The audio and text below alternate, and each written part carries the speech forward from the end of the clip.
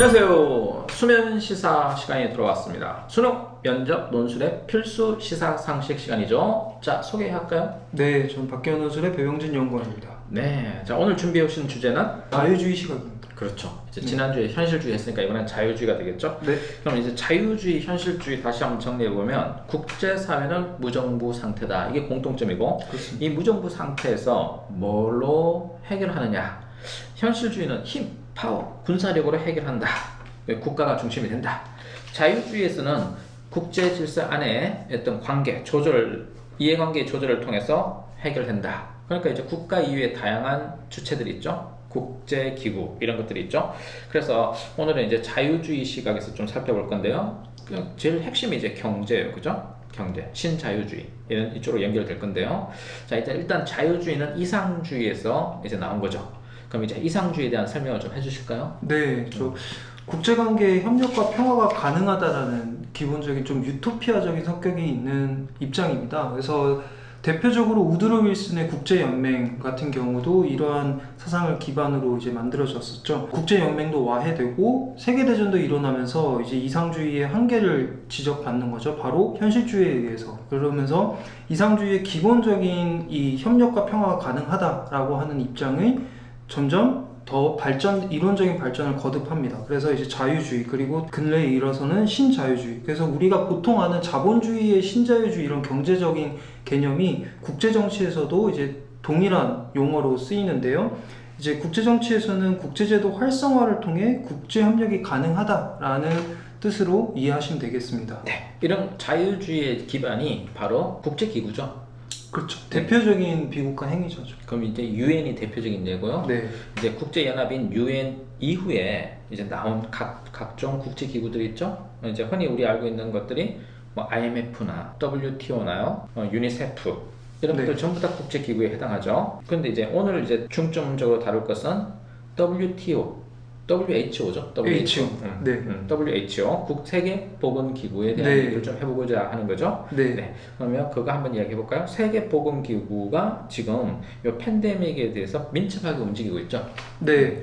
그래서 세계보건기구 같은 경우는 주요 기능을 이렇게 세 가지로 본인들이 소개하고 있습니다. 그래서 세계 전 지구적인 어떤 보편적인 보건 체계를 구축하고, 또 건강과 복지를 증진하고, 그리고 요즘 상황과 제일 맞닿아 있는 보건 비상, 그래서 보건적인 상황이 비상에 걸렸을 때 본인들이 조금 더 대처하는데 국제적인 역할을 수행한다. 근데 이렇게 뉴스 설명하고 보면 있습니다. 그렇죠. 뉴스 보면 팬데믹 또 에피데믹 뭐 이런 말이 있잖아요. 네. 그거 잘 모르겠어요. 그거 어떻게 되는지 학생들한테 좀 이해를 쉽게 좀 해주세요. 아, 네. 그래서 세계보건기구가 이 세 번째 역할을 수행하는 데 있어서 또 하나가 이제 경보 체계를 단계별로 운영하고 있는 겁니다. 그래서 세계보건기구가 운영하고 있는 건 총 6가지 단계인데요. 1단계는 동물 간에 한정해서 이제 감염이 일어날 때, 근데 이제 그거보다 더 동물에서 사람으로 감염될 때 이제 2단계로 격상이 되고요. 네, 그럼 거기까지가 뭐 조류독감이나 뭐 이런 얘기가 그렇죠. 나오는 거죠. 사람한테는 옮지 않는 감염병인 거죠. 그 다음에 그러다가 이제 사람 간의 감염이 일어나고 공동체 감염이 일어날 때, 이렇게 공동체적인 감염이 일어날 때 이걸 바로 에피데믹이라고 합니다.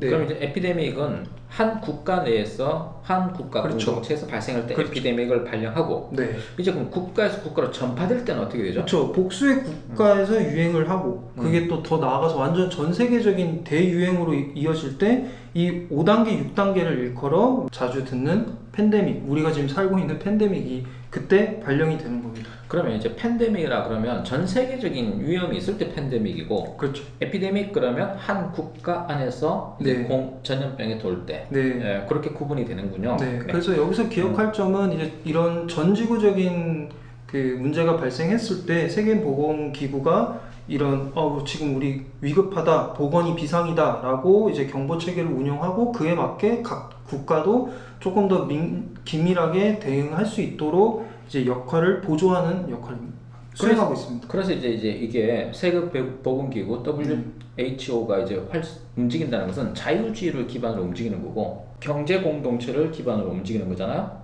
네. 그럼 이제 백신 문제도 뭐 협력해서 해결할 수 있다는 마인드잖아요. 네, 그렇죠. 네. 그래서 WHO가 구체적으로 지금 또 어떤 역할을 하고 있는지 좀 살펴볼 텐데, 대표적인 예가 바로 코백스 퍼실리티입니다. 그래서 좀 생소하신 분들도 있을 텐데, 이거는 이제 백신 공동 분배 프로젝트입니다. 그래서 WHO를 포함한 몇몇 국가가 아닌 행위자들이 주도하고 있는 프로젝트인데요.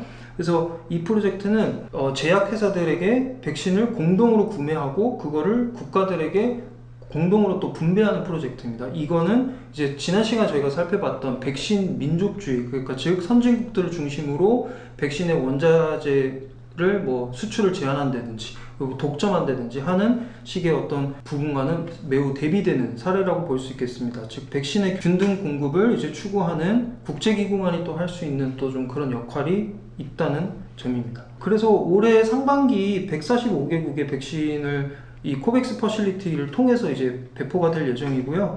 우리나라 같은 경우는 이제 1천만 달러를 이미 지불한 상태입니다. 그래서 1천만 명분을 공급받을 예정입니다. 근데 이제 이럴 경우에 또 개발도상국, 즉 저소득 국가들에게 나눠주느라 받아야 될 분을 우리가 못 받는 거 아니냐라고 하는데, 이제 코백스 AMC라고 해서 코백스 퍼실리티와는 구분되는, 즉 개발도상국을 대상으로 하는 분배 과정은 또 별도로 있다라고 한번 좀 짚고 넘어갈 만한 내용인 것 같습니다. 네.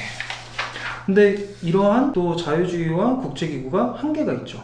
어떤 한계가 있죠? 네. 일단 이게 경제를 기반으로 하는 거고 스스로 문제를 해결해야 된다는 그런 것들이고, 경제를 움직이는 강대국, 초강대국들의 파워가 있다는 거죠. 네. 그리고 생각나는 게 네. 있어요.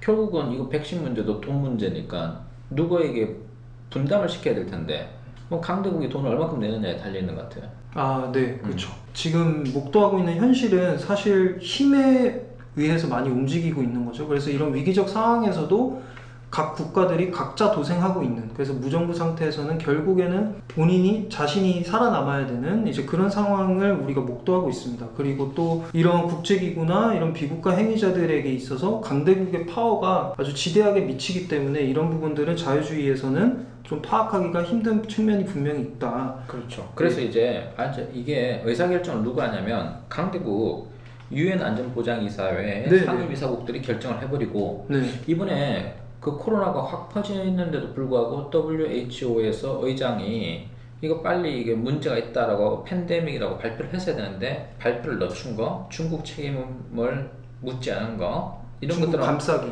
결국 중국이 돈을 가장 많이 냈기 때문에. 네, 가장 많이는 아니지만 그런가요? 네. 이 사무총장이 이제 WHO 사무총장이 당선된 배경과 이게 밀접한 연관이 이 있습니다. 사람 아프리카 사람인데 네. 중국이 지원을 한 거죠. 중국이 엄청난 차관을 지금 아프리카에 풀면서 투자 지원을 하고 있고, 특히나 아프리카에서 중국의 차관이 가장 많이 투입된 국가인 에티오피아 출신입니다. 그래서 WHO 사무총장은 또 선거로 선출을 하는데 그 과정에서 아프리카 표를 싹쓸이를 하는 거죠. 이 총장이. 그래서 이 총장이라고 계속 이야기하는 이유는 이름이 매우 어렵습니다. 테드로스 아드하놈 게브리예수스 사무총장입니다. 테드로스라고 합시다. 네. 테드로스.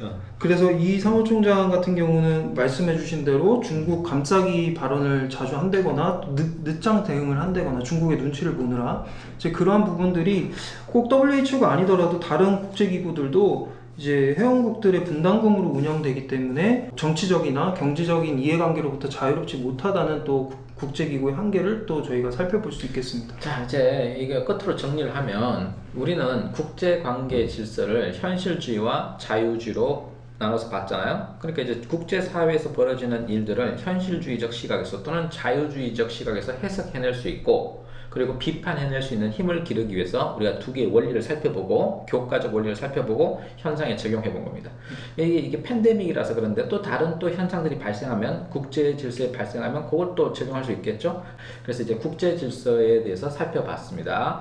다음 시간에 또 이제 뭘 준비하나요? 네, 다음 시간에는 이제 이런 코로나와 같은 이 재난이 그 영향과 여파가 상당히 불균등하다. 그래서 재난 불평등이라고 하는 좀 더 중요한 주제를 여러 챕터별로 좀 나눠서 단계별로 설명드릴 예정입니다. 네, 이제 평등과 불평등에 대해서는 이제 우리 교과 과정에 굉장히 많이 나오고, 이 평등과 불평등에 대해서 여러 가지 질문들을 던질 수 있기 때문에 이 불평등의 분야가 재난에서도 불평등이 생긴다. 그러니까 분배의 불평등, 의무에 있어서 불평등, 그리고 재난에서도 불평등이 생긴다는 새로운 개념을 이제 배워보도록 하겠습니다. 네. 다음 시간에 만나기로 하겠습니다. 네.